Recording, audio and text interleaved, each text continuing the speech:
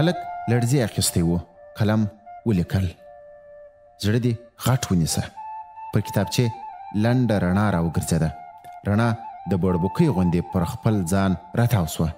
یو لویشت ژوندی موجود ولاړ و. موجود ویل ماته جوجو ویلی سي. تواب خپل زنګنونه په ټټر پورې ټینګ نیولي وو.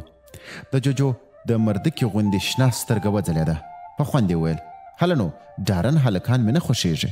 تواب غلی و. د چرګې کوټ کوټ ته ورته غږ پورته سو. کوټ کوټ کوټ. جوجو ویل دا زموږ خندا ده. غلی سو. په خوله کې د دواړو لاسونو نرۍ ګوتې ننیستې. خوله یې دواړو خواو ته تر غوږو پرې سوه. په جدي انداز یې وپوښتل ښه ښکارم؟ هلک په ویره ورته وکتل. جوجو ویل سمه ده، که دې خوښه نه وي نو زه درنه ځم. هیله لرم چې تر تا زړور انسان پیدا کړم. یو دم ورک سو. تواب په بیړه له کوټې ووت. په چوتره کې ودرېد. نیکه یې په تیاره بیاتي د پزې وریښته اخیستل. کلا ته یې وکتل. پلار یې د تراکتور په ماشین کې ګوتې وهلې. بیرته کوټې ته ولاړ. کښېناست. غږ یې واورېد. تراکتور نسي جوړولی. تواب سترګې ورغړولې. هیڅ هم نه و. پرېږدېدلې غږ یې وویل تا خراب کړی دی. سپینه رڼا پر خپل ځای راتاو سوه. جوجو نری سیم پر غولي کښېښود. هلک په ویره وویل ته ولې داسې کوې؟ جوجو پر غولي پروت توپ ته پښه وروغځوله. درب سو. د لالټین نری شیشه لاندې راتویه سوه. تواب چغه کړه له دې ځای ورک سه. جوجو وخندل. کوټ کوټ کوټ. هلک پیالې ته لاس کړ. پیاله سیخه پر جوجو ورغله. د جوجو بدن دوه نیمه سو.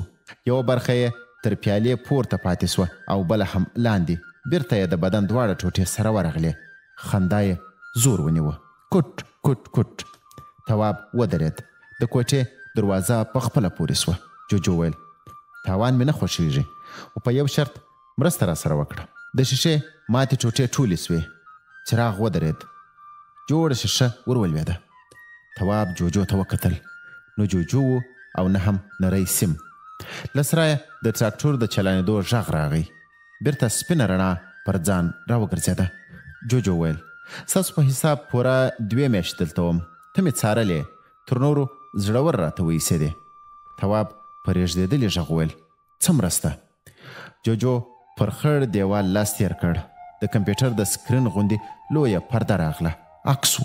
د جوجو غوندې موجود ښکارېده، خو تر جوجو په ونه لوړ و. نیم ګز یا تر دې یو څه ډېر. جوجو ویل دا زموږ د مکتب مدیر دی. په عکس کې دومره بد نه ښکاري، خو له نږدې یې مه وینې. زړه به دې وچوي. بس که په درس کې بې خونده وي نو د غږ په ماشین کې دې اچوي. جوجو غلی سو. یو دم یې وخندل. کوټ کوټ کوټ. تاسو به په مکتب کې لښتې خورئ، خو موږ درد نه احساسوو. د جزا لپاره مو په یو ماشین کې ږدي. د غږ ماشین ورته وایي. اواز یې لوی عذاب دی. بني ادم یې د اورېدو تاب نه لري. جوجو یوه شیبه غلی و. بیا یې وویل اصلي خبره پاتې سوه. زه باید 5م صنف ته ولاړ سم. د کامیابۍ یو شرط دا دی چې د نورو ستورو د اوسېدونکو په اړه به تحقیق کوم. ملګري مې په کائناتو کې سره تیت سول. ما هم مځکه وموندله. لومړی ایران ته ولاړم. د مکتب یو زده کوونکي ته مې ځان وروښود. زړه یې ودرېد. بیا مې ستاسو وطن ته مخه کړه. دا کله مې وموند، خو که ته هم مرسته را سره ونه کړې نو مجبور یم چې بل ځای پسې وګورم. تواب په حیرانۍ ورته کتل. جوجو پر دیوال لاس تېر کړ. سکرین ورک سو. ویې ویل نه مه راته وایه. تواب غلی و. جوجو ویل 2 ورځې په مکتب کې در سره وم. اوف دې ته نو درس نسو ویلی. ماشومانو یوازې کاغذي تیارې جوړولې. د معلمانو له خولو د چایو پیالې نه لرې کېدې. خو موږ داسې نه یو. زحمت باسو. ستاسو په حساب په 50 کاله کې اله 5م صنف ته راورسېدم. تواب په حیرانۍ ورته وکتل. جوجو ویل ستاسو 50 ورځې زموږ یوه ورځ ده. زموږ ټول کال 100 ورځې وي. یو دم یې وخندل. پوښتنه دې ونه کړه چې څنګه؟ تواب غلی و. خیر زه به درته وایم. زموږ ستوري تر مځکې 100 ځله لوی دي، خو کوچنی لمر لرو. ځکه مو ستاسو په حساب ستوري په 500 ورځو کې یو ځل پر خپل محور راګرځي. تواب ورو وویل نو ته څو کلن یې؟ په خپل حساب 10 کلن، خو ستاسو په حساب 100 ته رسېږم. نو تاسو څو کاله عمر کوئ؟ موږ ناروغي نه لرو. هر یو مو 100 کاله چې ستاسو 1000 کاله کېږي عمر کوي. او بیا چې وخت مو پوره سو په خپله اور اخلو. نو زه څه مرسته در سره کولی سم؟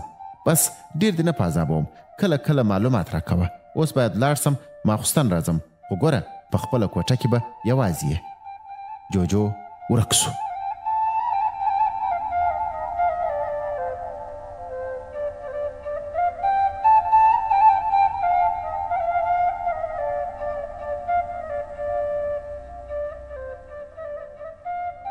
تواب ماخوستن خپلې کوټې ته ولاړ.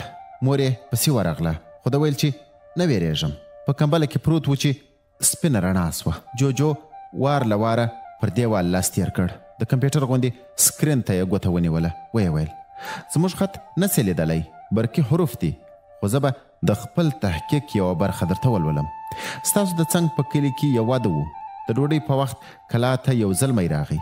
14 کاله به یې درلودل. خپله خور یې پسې غوښته، خو د کور خاوند 1 روپۍ کړ. ویل یې چې نامحرمه یې. په منډه یې له کوره ویست. خبره خلاصه نه سوه. د کور خاوند د باندې پسې ورغی. کلیوالو ته یې ویل 2 کسه پر هلک ورټول سول. دومره یې وډباوه چې له اخه ټوخه ولوېد. ویل یې چې زموږ خویندو میندو ته دې کتل. خو ماپښین په همدې سرای کې 2 پیاوړو ځوانانو ډول واهه. پیغلې پرې راګرځېدلې وې. نه یې ځانونو ته پام و او نه هم ټکریو ته. له څرخ سره به سپینې غاړې او خلاص ټټرونه ښکاره سول.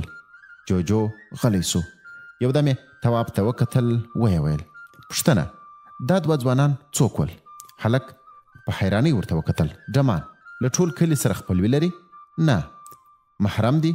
نه، خو په سیالانو کې یې نه ګڼو. جوجو وخندل. کوټ کوټ کوټ. نږدې دی چې له ډېرې خندا اور واخلم. یو دم غلی سو. په شیشه لاس تېر کړ. ویې ویل ستا ځوابونه مې ولیکل. د تحقیق استاد به مې حیران سي. ماشوم محرم نه دی، خو 2 پیاوړو ځوانانو ته نڅېدا محرمه ده. کوټ کوټ کوټ. جوجو بچو سم ځای ته راغلی. د تحقیق لپاره تر دې حیرانونکي خلک نه سي موندلی. د دوی هر څه د سیالانو لپاره دي. یو دم غلی سو. ویې ویل ګڼ کور مو دی، ټول مې وګڼل، 19 تنه یاست، څه سره کېږئ؟ تواب ویل هغه چې جړه لونګۍ تړي، ډبل سپین بریتونه یې دي او ملک لالا ورته وایي نیکه مې دی. چا چې تراکتور جوړاوه هغه مې پلار دی. هغه بل ډنګر سړی مو تره دی. 8 اولادونه لري، 5 لوڼې او 3 زامن. او تاسو؟ زه او 5 خویندې. ښه نو اوس باید خپلې سفینې ته ولاړ سم. تواب په حیرانۍ ویل سفینه؟ ستاسو په چوتره کې مې یوه ګرده جالۍ ولیده، بس لکه ټوکرۍ، کورت یې لمر ته پکې ایښی و. سفینه هماغه رقم شکل لري. ځمکې ته پکې راغلی یم. نو چېرته ده؟ په غونډیو کې مې یو ځای پټه کړې ده. اوس ځم، خو سبا ټوله ورځ در سره یم. جوجو ورک سو.